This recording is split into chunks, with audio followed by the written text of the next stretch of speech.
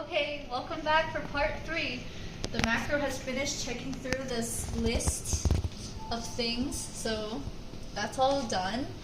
And as you can see, our word list is still not quite perfect for searching in Voyager.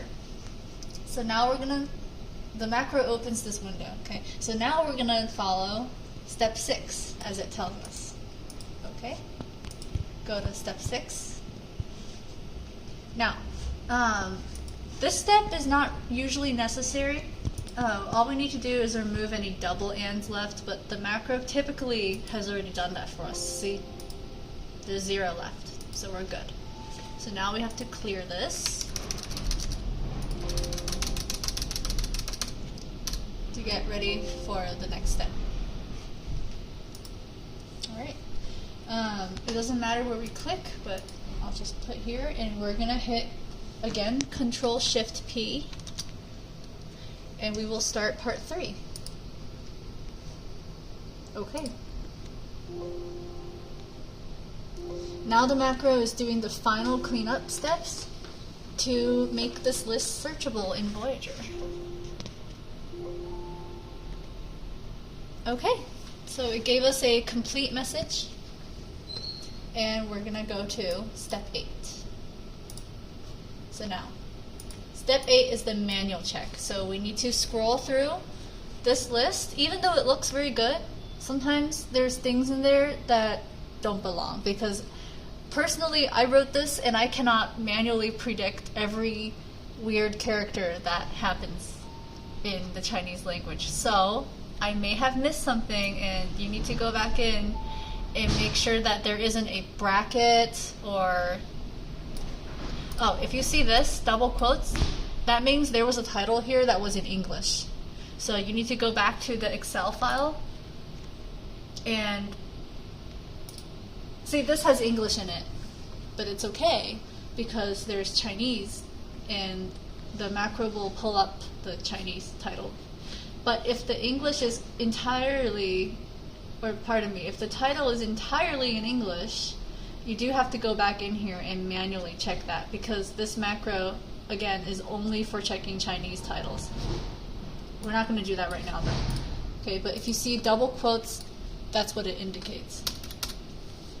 Get rid of that. There was a little error there.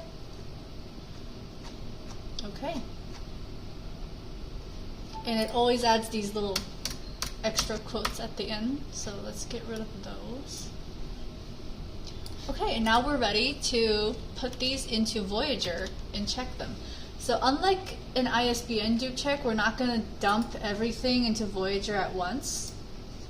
We are going to use Notepad right here. We will use Notepad and get rid of the lists, put our new list in. Now here's a step that needs to be done for this to work. You need to drag the Notepad window until none of the lines spill over. See? There's some spilling here. This line cannot spill over into the next line. It has to be one line by itself. So you can't have all this where it spills. You gotta drag it until everything is on its own line. They all need their own real estate. Okay, so now the list is ready to go. You're going to have Voyager open. And we're going to open the Voyager search, so you can go by here. And I'm going to move this window here because I have 2 monitors. We're going to clear this. And now we're going to do the final step of this macro, which is to let it go into Voyager, and it's no longer Control-Shift-P. So the next macro hotkey we're going to use is Control. So on the keyboard it's Control-Alt-D. Okay, Control-Alt-D. And wherever your mouse was when you started, let me end the macro real quick to explain. Wherever your mouse starts, that's where the macro will start searching. So let's say I click here and I press Control-Alt-D. that means it will start searching from here, and it's gonna keep going down. So you want to start from the top. Okay, and another thing, this macro will repeat 20 times, and if it doesn't find a dupe after that, it will stop. So that means you have to restart it after 20.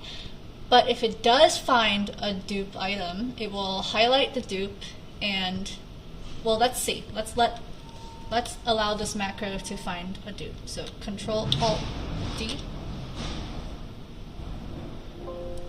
And we're gonna let it put each line into Voyager until a duplicate comes up. Oh, there's our duplicate. Okay, so it brought up the bib record of the duplicate item, and it highlighted the line that triggered the duplicate. So what I like to do is go to this line, press enter so I know where it is. I take the LCCN 010, copy that, put it here, and that way I can put it into the Excel sheet later. Sometimes it's not an exact duplicate. Sometimes we have volume 1, but the item on the list is volume 2, so we want to make a note of that. So take the time to actually look at the bib record and see what triggered it. So then, once that's complete, we're going to continue. So close this record, F7, close this record, open the search window again. I'll drag it over here. And then press Control-Alt-D to continue. Control-Alt-D. And it will continue going. Alright, and to demonstrate the break function again, if you need to stop the macro,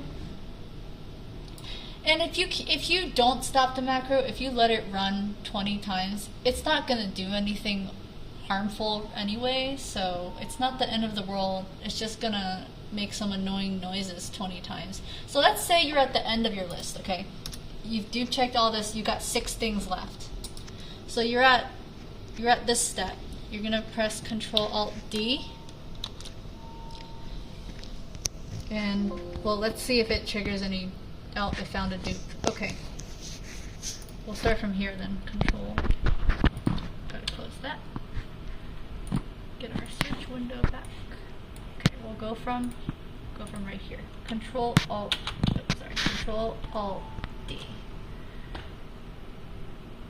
There's dupes at the end. Well, at least you can see how it pulls up the dupes. Okay, bring up our window. We'll just do this, second from the end. Control-Alt-D. And you're at the end now. See, it's gonna try to keep going. And this is when you want to use Windows FN end. Okay, Windows FN end, and it stops the macro. And then you're done. Then you can take your LCCNs and put them into the spreadsheet, and that's the dupe check complete. Thank you for watching.